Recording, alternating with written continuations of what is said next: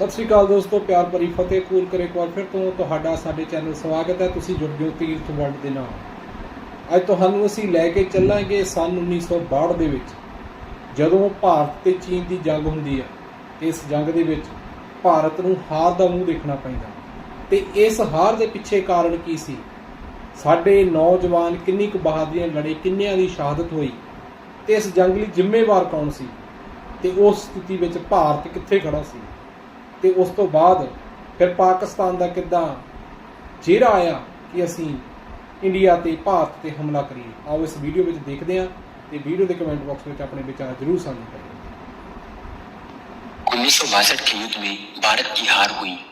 इस हार का असल कारण आज के लोगों को पता नहीं है, क्योंकि इस हार के कारणों की जांच रिपोर्ट, जिसे हेंडरसन ब्रुक्स रिपोर्ट कहा जाता है, उसे आज तक पब्लिक नहीं किया गया है। इस रिपोर्ट को पब्लिक नहीं करने के पीछे बड़ा कारण ये है कि इसमें भारत की बहुत सारी गलतियों के बारे में बताया गया है। उस रिपोर्ट में क्या क्या कारण बताए गए हैं ये हम नहीं जानते, लेकिन जो कारण दुनिया के सामने हैं, हम उन कारणों के बारे में आपको बताने जा रहे हैं। दोस्तों, आप देख रहे हैं अजब गजब फैक्ट्स। आइए जानते हैं क्यों भारत 1962 का युद्ध हारा था। Number 1, army was not ready. 1962 का युद्ध नेहरू जी की बहुत बड़ी गलती कहा जा सकता है, क्योंकि नेहरू जी के द्वारा 1960 में फॉरवर्ड पॉलिसी अपनाई गई थी।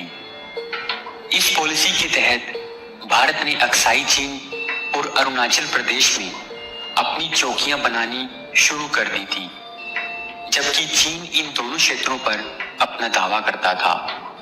अक्साई चीन में बनाई गई आर्मी की चौकियों से चीन को बहुत ज्यादा आपत्ति थी, जिसके बाद भारत और चीन में तनाव युद्ध की ओर बढ़ गया।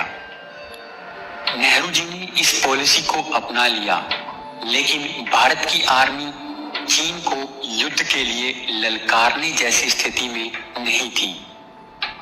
चीन के विरोधी दलाई लामा चीन के तिब्बत में किए अत्याचारों से परेशान होकर भारत की शरण में आ गए थे और नेहरू जी ने दलाई लामा को शरण दी थी, जिसके वजह से चीन लड़ने के लिए तैयार हो गया था। Number 2, over trust on China. Bharat ने अपनी आजादी और चीन की स्थापना के बाद से चीन का साथ दिया, यहां तक कि चीन को वीटो का अधिकार भी भारत की वजह से ही मिला, क्योंकि वीटो का अधिकार पहले भारत को दिया जा रहा था, लेकिन नेहरू ने इसे लेने से मना कर दिया और इस अधिकार को चीन को दिलवा दिया। नेहरू मानते थे कि भारत को इस पावर की जरूरत नहीं है, क्योंकि भारत एक गुटनिरपेक्ष राष्ट्र है। नेहरू जी के समय में हिंदी चीनी भाई भाई का नारा भी खूब चलता था और भारत चीन के ऊपर कुछ ज्यादा ही विश्वास कर बैठा था, लेकिन चीन ऐसे में अपनी ताकत के सामने सब कुछ छोटा समझने लगा था। इसीलिए उसने भारत को हराकर इस बात को साबित करने की ठान ली। भारत का चीन के ऊपर विश्वास इस हार की बहुत बड़ी वजह बना। Number 3, Indian air force not used. चीन के साथ युद्ध बहुत अधिक ऊंचे पहाड़ों पर लड़ा जा रहा था। इस युद्ध में चीन ने पूरी तैयारी कर रखी थी, जबकि भारत की तरफ से इस लड़ाई की बिल्कुल भी तैयारी नहीं थी। इसके बावजूद भारत ने अपनी बहुत बड़ी ताकत इंडियन एयरफोर्स और इंडियन नेवी का इस्तेमाल नहीं किया। हालांकि चीन की तरफ से भी एयरफोर्स और नेवी का इस्तेमाल नहीं किया गया था।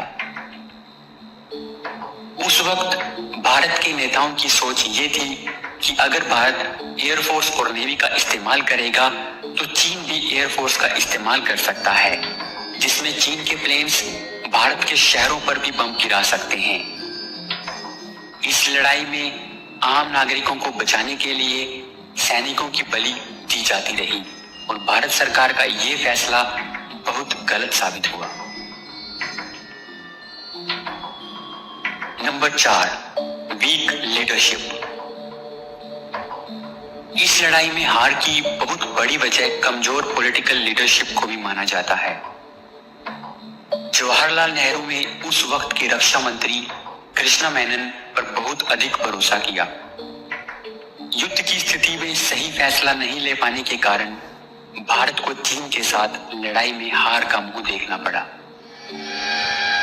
उस वक्त के आर्मी चीफ और जनरल BM कोल का इस हार में बहुत बड़ा हाथ रहा, क्योंकि वो नेहरू को सच से अवगत नहीं करवा पा रहे थे और युद्ध के मैदान में सही रणनीति बनाने में भी नाकाम रहे। उस वक्त की सरकार सैनिकों को मॉडर्न हथियार और दूसरे लड़ाई के लिए जरूरी सामान तक मुहैया नहीं करवा पा रही थी। भारत के सैनिक जब इतनी ऊंचाई पर चीन से लड़ रहे थे तो उनके पास ठंड से बचने के लिए गर्म कपड़ों तक का भी अभाव था। Number 5, China attack from all sides. Bharat इस लड़ाई को छोटा सा डिस्प्यूट मान रहा था, लेकिन चीन ने इस लड़ाई के लिए पूरी तैयारी कर रखी थी। उसने अपना पूरा सैन्य सामान, हथियार तिब्बत में जमा करने शुरू कर दिए थे। चीन की तैयारी का पता इस बात से चलता है कि सिर्फ 4 दिन की लड़ाई में चीन अरुणाचल सीमा के पास 60 किलोमीटर तक भारतीय सीमा में घुस आया था। 20 अक्टूबर 1962 को शुरू इस लड़ाई में चीन ने लद्दाख, उत्तराखंड और अरुणाचल प्रदेश सभी तरफ से एक साथ हमला कर दिया और भारत की सेना को तैयारी करने का मौका भी नहीं दिया। इस वक्त में भारत के मित्र राष्ट्र अमेरिका और रूस भी भारत का साथ नहीं दे सके, क्योंकि दोनों देशों में क्यूबन मिसाइल क्राइसिस शुरू हो गया था, जिसके खत्म होने तक बहुत देर हो चुकी थी। इस लड़ाई में भारत की हार हुई, जिसके बहुत से कारण हो सकते हैं, लेकिन इस लड़ाई से भारत ने बहुत सबक सीखे हैं। भारत को सैन्य ताकत की अहमियत का पता चला। इस लड़ाई के बाद चीन और पाकिस्तान में दोस्ती हो गई और भारत के लिए 2 दुश्मन हो गए हैं। ਦੇਖੋ, ਜਿਹੜੀ 1962 ਦੀ ਜੰਗ ਚੀਨ ਤੇ ਭਾਰਤ ਦੇ ਵਿਚਾਲੇ ਹੁੰਦੀ ਹੈ, ਉਹਦੇ ਵਿੱਚ ਸਭ ਤੋਂ ਵੱਡਾ ਕਾਰਨ ਇਹ ਸੀ, ਇੱਕ ਤਾਂ ਘੱਟ ਚਾਹੀਦੀ ਸੀ, ਦੂਜਾ ਸਾਡੇ ਕੋਲ ਇੰਨੇ ਆਧੁਨਿਕ ਹਥਿਆਰ ਨਹੀਂ ਸੀਗੇ।